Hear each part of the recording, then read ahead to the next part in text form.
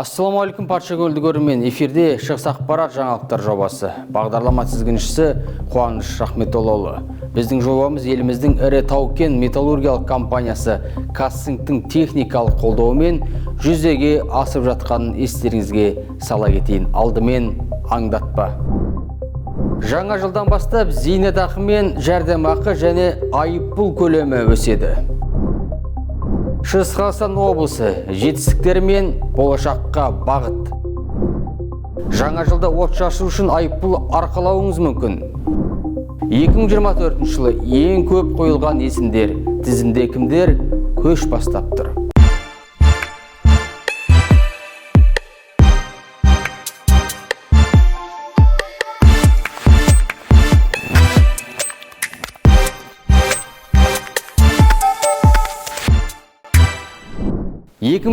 жылдың 1 қаңтарынан бастап зейнетақы мөлшері өседі. Нақтырақ айтсақ, ол азаматтардың жасына және еңбек өтіліне қарай 8,5% артады. Ал базалық зейнетақы күнкөріс деңгейінің төменгі шегіне қарай өзгереді. Мәселен, ең төменгі зейнетақы 95.131 теңге, ал ең жоғарғы зейнетақы көлемі 213.046 теңге болады. Тағы бір өзгеріс, 2025 жылдан бастап жұмыс берушілердің міндетті зейнетақы жарнасына төлейтін қаражаты 2,5%-ға ұлғаяды. Сондай-ақ ең төменгі күнкөріс деңгейі 43.047 теңгеден 46.228 теңгеге артады. Тек ең төменгі жалақы деңгейі ғана сол биылғыда, яғни 85.000 теңге көлемінде қалмақ. Бала күтім үшін үлестірілетін ай сайынғы жәрдемақы 21.265 теңгеден 22.648 теңгеге артады. Ал ең төменгі күнкөріс деңгейі 46.228 теңгеге ұлғаяды, яғни 2.821 теңге қосылып отыр. 2025 жылғы қыркүйектен бастап студенттердің шәкіртақысы өседі. Бакалавриат бойынша 20%-ға, магистратура мен докторантура 15%-ға артады. Ғылыми ұйым мен қызметкерлердің лауазымдарына қатысты 18% ұлғайтылады. 2025 жылдың қаңтарынан бастап тағы да 18%-ға артатын ғылым және жоғары білім министрлігі мәлімдеген болатын. 2025 жылы бір айлық есептік көрсеткіш 3.932 теңге болады. Жаңа жылдан бастап әлеуметтік төлемдермен қатар айыппұл мөлшері де ұлғаяды. Айыппұл деген сөзді естігенде тыжырағанымызбен онсыз болмайтын білеміз. 2025 жылдан бастап айыппұл көлемі қаншалықты өседі? Тарқатып айтып көрейік. Мәселен, көлік басқару кезінде телефон арқылы сөйлескен, не белбеу тақпаған жүргізушіге 5 айлық есептік көрсеткіш көлемінде айыппұл салынады. Бұл сома келесі жылы шамамен 20.000 теңгеге тең. Ал түнгі 10-нан кейін көше кезген балалардың ата-аналары 12.000 теңгеге жуық айыппұл төлеуге міндетті.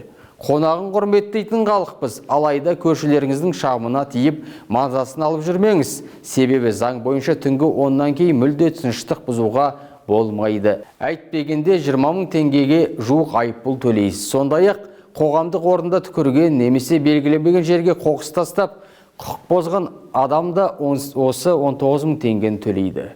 Ал мұғалімді не дәрігерді балағаттаған кісі 39.000 теңге айыппұл арқалайды.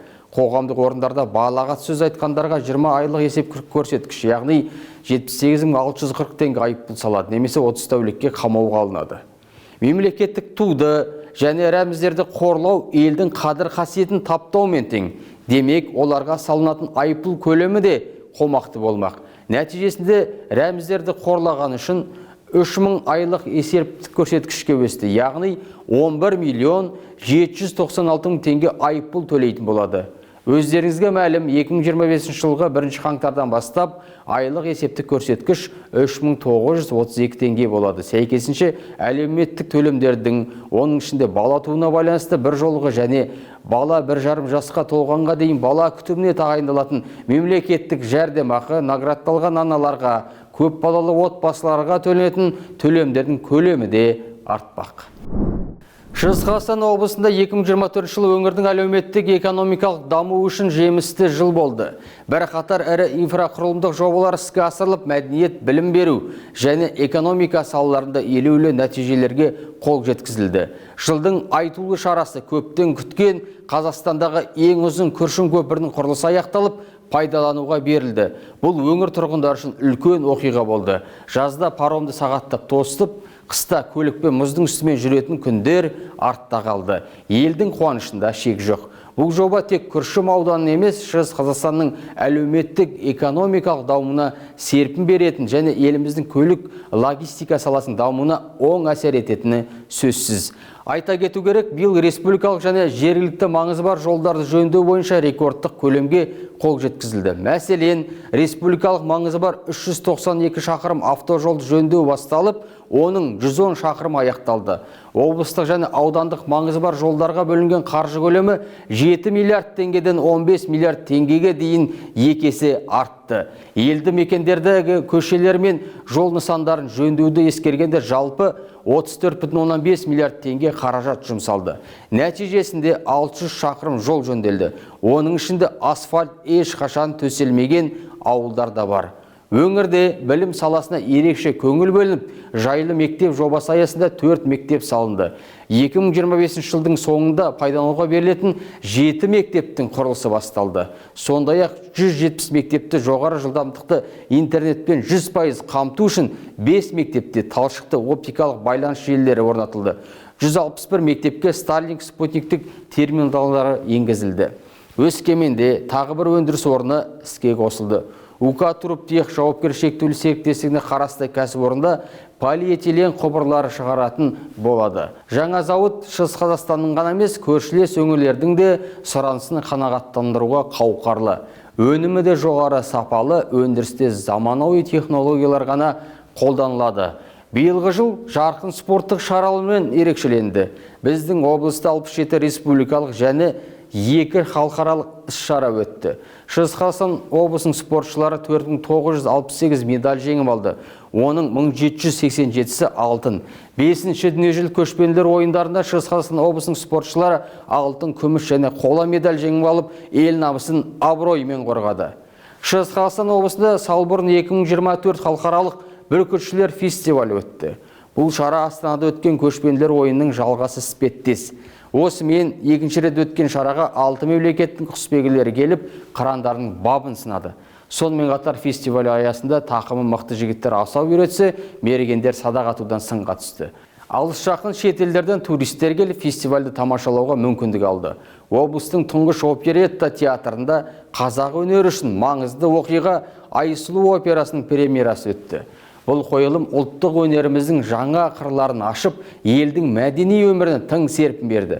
2024 жылы Қазақстанда алғаш рет атом электростанциясын салу мәселесі бойынша референдум өтті. Бұл оқиға ел тарихындағы жаңа энергетикалық кезеңнің бастамасы болды. Сонымен қатар Қазақстан бірыңғай уақыт белдеуіне көшті. Шығыс Қазақстан облысының азаматтық альянсы заңды тұлғалар бірлестігінің төрайымы Аяужан Ашимова биыл өңір үшін елеулі жыл болғанын атап өтті. Өтіп бара жатқан жыл 2024 жыл түрлі оқиғаларға бай болды. Оның ішінде ең елеусі халықтың көңіліне қатты қуантқан сондай ірі шараның бірі Күршім көпірінің ашылуы әрине.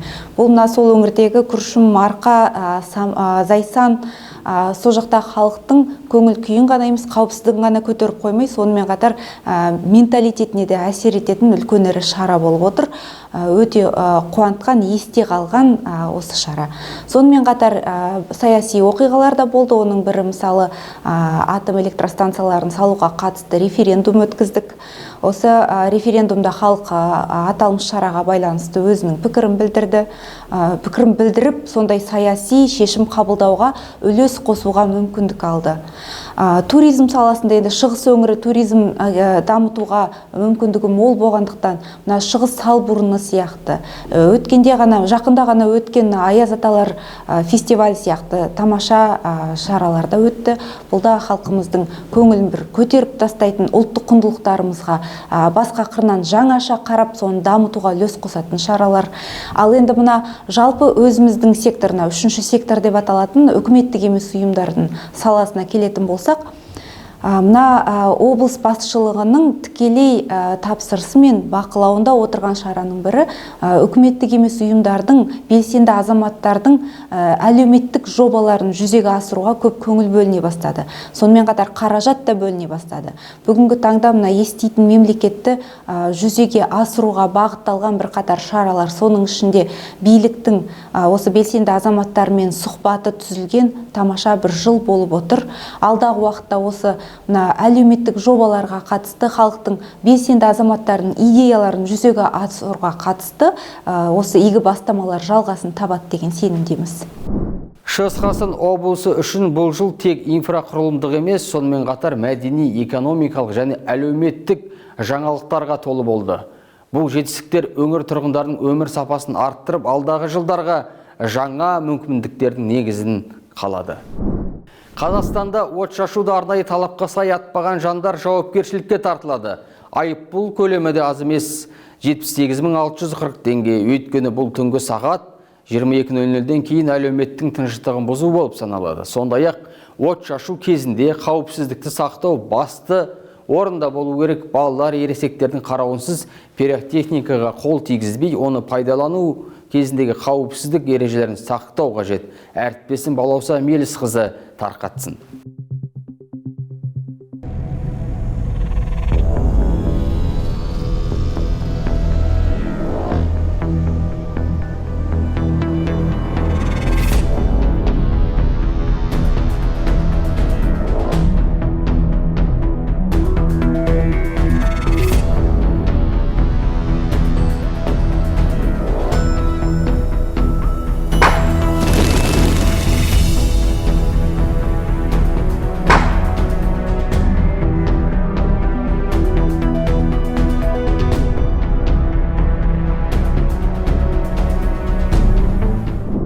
Қазақстанның барлық өңірінде жаңа жылдық шыршалар орнатылды. Әр қаланың өзіндік ерекше мерекелік символы мен ерекше атмосферасы бар.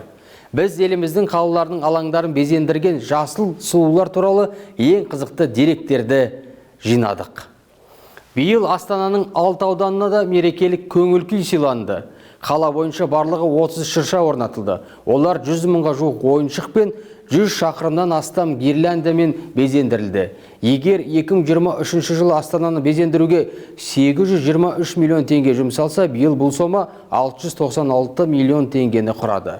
Алматының басты шыршасы Абай алаңына орнатылды. Ол классикалық стильде безендірілген және алғаш рет қаңқалы емес дәстүрлі бағаналы үлгіде жасалды.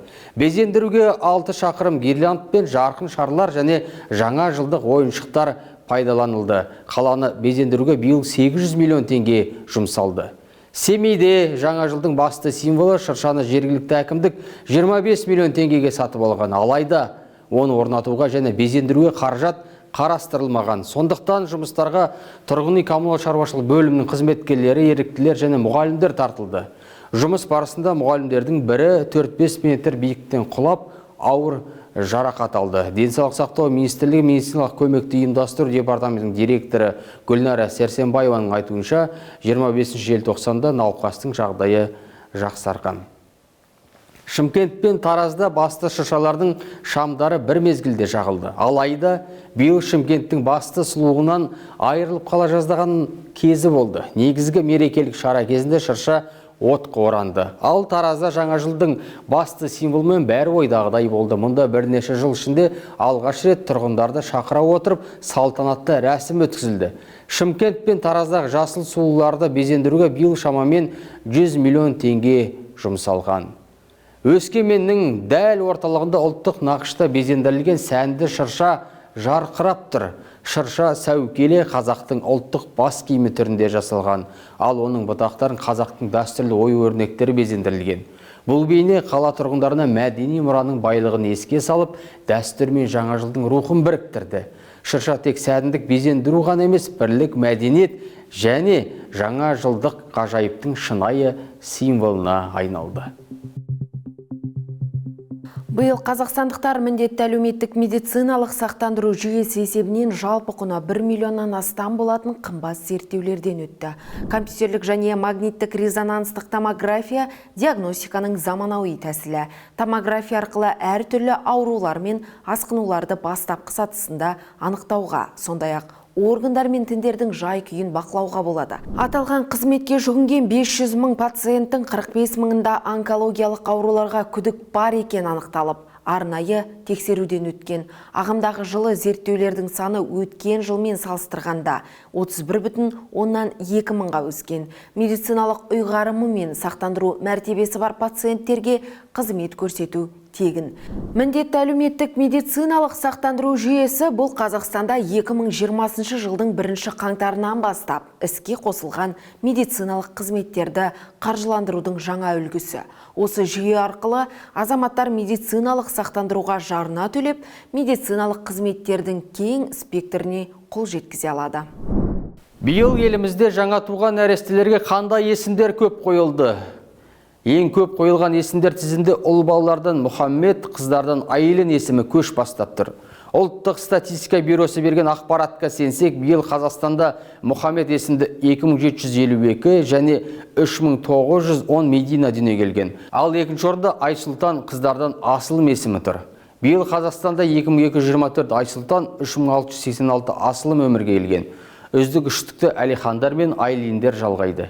Деректе 1892 Әлихан және 3945 Айлин дүние есігін ашқаны көрсетілген. Биыл туу көрсеткіші бойынша Түркістан облысы көш бастап тұр, ал жоғарыда аталған есімді балалар Түркістан, Шымкент және Алматы қаласында көп. 1217 ұл балаға Дін Мұхаммед есімін қойыпты. Құрметті көрермен, сіз әлеуметтік маңызды оқиғаның куәсі болсаңыз, фотосуреттер мен видеоларды экранда көрсетілген телефон нөміріне жібере аласыз. Ал жобамызға қолдау көрсеткен Казцинк компаниясына алғысымызды білдіреміз. Әр істеріңіз берекелі, әр күндеріңіз мерекелі болсын. Жаңа жыл құтты болсын ағайын.